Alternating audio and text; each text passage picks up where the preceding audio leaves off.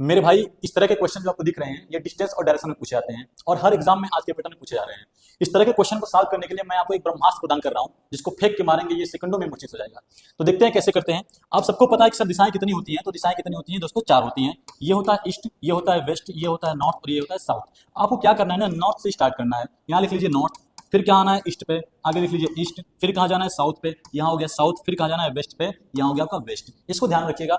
अब जो जितना चला हुआ है ना उसके नीचे आपको उतना लिखना होता है। जैसे क्वेश्चन में क्या बोला गया है कि श्याम पूर्व की ओर कितना चला है 6 मीटर, तो पूरब की ओर कितना चल रहा है 6 मीटर ना, जो पूरब है उसके नीचे कितना लिख दो 6 लिख दो। फिर वो दाएं मुड़ा, अपने आप को ऐसे सामने खड़ा कर लो। ये आपका दाहिना हाथ है ना, तो जिधर दाहिना हाथ है उस तरफ के सारे आपके दाहिने तरफ होंगी, और जिधर आपका बायां हाथ है उस तरफ के सारे किधर होंगे? आपके बाएं साइड में होंगे। ठीक है ना? तो यानी इधर जो होंगे बाएं और इधर होंगे दाएं। तो दाहिना मोड़ लिया है और कितना चला है 9 मीटर, तो इसके जस्ट दाहिने में कौन है? आपका साउथ है ना, तो इसके नीचे कितना लिख देंगे 9। अब फिर से बोला गया कि दोबारा वो एक लेफ्ट टर्न बायां मोड़ लिया है और 6 मीटर की दूरी तय किया है। अब इसके लेफ्ट में कौन आएगा दोस्तों? तो फिर से आपका ईस्ट में आ जाएगा, तो यहाँ लिख लेंगे 6। अब जो एक से रहेंगे ना उनको आपस में जोड़ लीजिए और बाकी जो बचा हो तो बचा ही है। अब इसके बाद क्या करना होता है कि जो अपोजिट डायरेक्शन होती है उनको आपस में घटाना होता है। जैसे नॉर्थ का अपोजिट क्या होता है? साउथ, ये आपस में घट जाएगा, और ईस्ट का अपोजिट क्या होता है? वेस्ट, ये आपस में घट जाएगा। अब चूंकि वेस्ट में और नॉर्थ में कुछ दिया नहीं है, तो जो दिया है उसी का क्या करना है? आपको पाइथागोरस थ्योरम लगा देना है इसके आंसर को लाने के लिए। तो क्या करना है? पाइथागोरस में बताया गया है कि हाइपोटेनस इक्वल टू क्या होता है? P square. मान लो अगर किसी को मैं पी मानता हूं तो इसमें से मैंने कर दिया 12 का स्क्वायर प्लस ये कितना हो गया आपका 9 का स्क्वायर हो गया। अब दोनों को ऐड करिए,